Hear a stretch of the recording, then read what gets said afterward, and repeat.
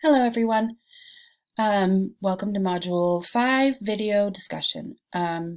Chapter 7, I answered questions 1 and 2.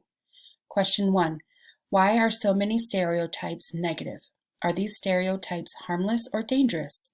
Explain your answer. What impact do stereotypes have in your life? So stereotypes can be both positive and negative, but there do tend to be more negative stereotypes. Stereotypes are created when one group is trying to understand the differences of another group and uses categories to gain better understanding.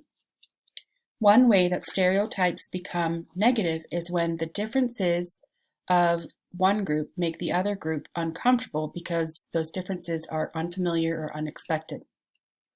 It is easier to understand them in negative terms.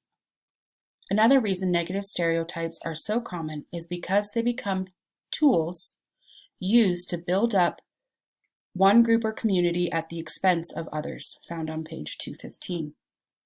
We read on page 212 that stereotypes limit our visions of others. That because stereotypes limit our vision of others, they are potentially dangerous. Even when a stereotype sounds positive, it has the potential to become negative. One way that stereotypes have impacted my life is in regard to how other people view my family. So some backstory is I come from a family of 23 kids. My parents had 6 and they adopted 17 of the 23. We come from multiple races, different backgrounds, etc. When people hear about how big my family is, or when we were kids and they would see us all in the grocery store, some of the most common responses were, "Oh, is your family Mormon?" Or "Are they Catholic? Are they all yours? Are you guys a daycare?" Responses like that.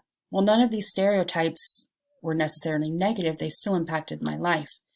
They pointed out that my family was not normal to them and that no matter what the real story was, it was different in a way that needed to be brought to attention. Others were trying to understand the dynamic of our family and were using stereotypes to explain those differences. As I grew up, I began to have pride in my family and our uniqueness. Other stereotypes impact my life in a way that make me question who I am and if my differences are normal or acceptable. Question 2.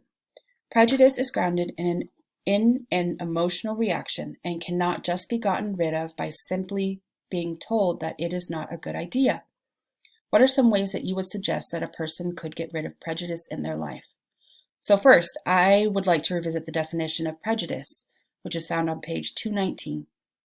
Prejudice is a rigid attitude that is 1, based on group membership, and 2, predisposes an individual to feel, think, or act in a negative way toward another person or group of persons. Prejudices are described as always rigidly held, never accurate, and always distort one's vision in such a way that they always greatly warp our view on others. It is based on categorization and the desire to control others in ways that demean them directly or indirectly, as found on page 220. Stereotyping is a tool, whereas prejudices are an attitude. One way that I would advise others on how to get rid of prejudices is to ask them to examine their own reasoning behind the prejudice. The text lists some rationalizing narratives that people use to make sense of the prejudice in their own lives. By examining the narratives that are being used, we can gain better understanding of how the prejudice was created. Another way is to have the person seek more knowledge of the other person or group. When we can better understand the reasoning behind their differences, we have less reason to feel animosity towards them. All right, chapter 8.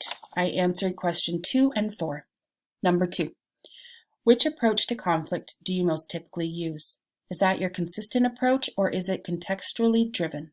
In other words, are there situations where you use avoidance, situations where you use accommodation, etc.? So the approach that I feel I use most is avoidance. I do not like conflict and I try to avoid it at all costs. But this isn't consistent because when I am unable to avoid conflict, I will use an accommodating or collaborating approach depending on the situation. When I know that the conflict I'm in is not really a big deal or really worth the trouble, I will use the accommodating approach. I will do what it takes so the other party is happy and the conflict ends. But when I feel that my needs or my goals are just as strong or important as the other person, I will use a collaborating approach. With the collaborating approach, I know that both parties will have their needs and goals honored.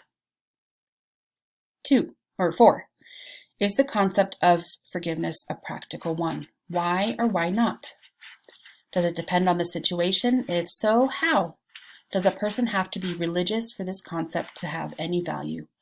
So I think forgiveness was one of the most important concepts from chapter 8. I think it is very practical and very important.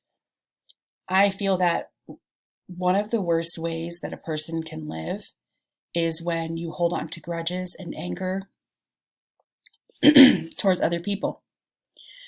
When someone has insulted you, stereotyped you wrongly, or has held prejudices towards you, it can make you feel bad, angry, give you all sorts of negative feelings.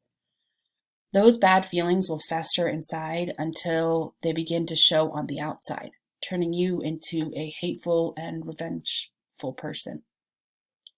When we forgive, and not the pseudo-forgiveness mentioned on page 278, we can let go of all the bad feelings and move forward with our life. I think in any situation, forgiveness is very practical. I don't think it depends on what the situation is. And I don't think that someone has to be religious to forgive. Forgiveness may be taught in many religions, and I know it's taught in mine, Christianity, but it's not just a religious concept. Forgiveness is just simply the act of letting go of negative feelings that we feel towards another person. That concludes my Module 5 video discussion. Thank you.